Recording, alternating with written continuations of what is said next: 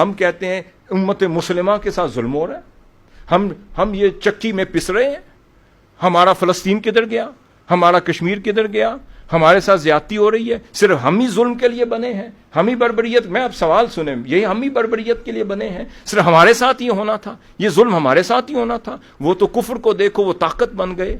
وہ تو یہود و نصارہ کو دیکھو وہ طاقت بن گئے، وہ جو ویسٹ کو دیکھو وہ کہاں پہنچ گیا، ایسٹ کو دیکھو کہاں پہنچ گیا، اسلامی ممالک کو دیکھو ہمارا یہ حال ہے، اور ان کو دیکھو کہ وہ پیس رہے ہیں اور ہم پس رہے ہیں۔ یہ خدا تیرا انصاف ہے؟ اب اللہ جواب دیتا ہے، عدل کی ڈیفینیشن تو دیکھو، وضع شیء علی محلہ، ہر شے کو وہیں رکھتا ہوں جہاں ہونا چاہیے، میں وہی دیتا ہوں جس کے لیے تم کوشش اور جستجو کرو گے۔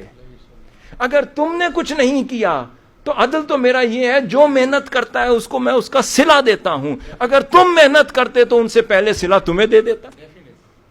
اگر تم نے اس کے لیے جد و جہد کی ہوتی تو تمہیں صلہ پہلے دیتا۔ اس کا مطلب سمجھانا چاہ رہا ہوں، اگر ریاست مدینہ میں آقا صلی اللہ علیہ وسلم نے عظمت کی تفریق مذہب پہ نہیں کی تو اللہ رب العزت جب اپنی عطا کرتا ہے اس کی تفریق مذہب پہ کیسے کرے؟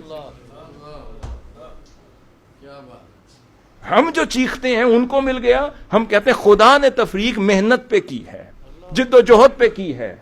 اس نے جستجو پہ کی ہے، اسٹرگل پہ کی ہے، ایفرٹ پہ کی ہے۔ ہمارا ایک دور تھا جب اسلام کا ڈنکا مدینہ المنورہ سے بجا،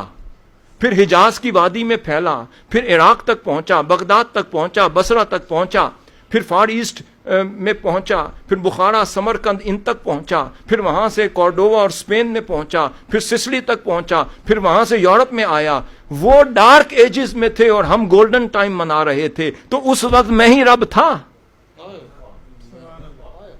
اس وقت بھی تو میں ہی رب تھا۔ جب ریاست مدینہ بن رہی تھی، یہود و نصارہ کو آقا صلی اللہ علیہ وسلم ایک ہی امت میں شامل کر رہے تھے، اسلام کا وہ 1200 سال کا گولڈن ٹائم جب تم منا رہے تھے، جب عظمتوں کا دور تھا، اسلام کے سائنسدان پیدا ہو رہے تھے، اسلام ہی جورسٹ پیدا کر رہا تھا، اسلام ہی قانون دان پیدا کر رہا تھا، اسلامی معیشت کے ماہرین پیدا کر رہا تھا، اسلامی اکانومسٹ پیدا کر رہا تھا، اسلامی فلسفی پیدا کر رہا تھا، اسلام کے ان فلسفوں کو غرب اپنے ہاں منتقل کر رہی تھی، اسلام کی فکر کے ترجمے ہو رہے تھے، آپ کے سائنسدانوں کی افکار کے اوپر تھیسس لکھے جا رہے تھے، جب آپ کی کتابیں غرب کی لائبریریز کی رونق تھی، وہ گھٹا ٹوپ اندھیروں میں تھے اور آپ عظمت میں تھے، تو اس وقت رب کون تھا؟ اگر اس وقت میں رب تھا تو آج بھی میں ہی رب ہوں۔ پھر وہ کیا تھا، یہ کیا، ہمارا رب نہیں بدلا، تم بدل گئے،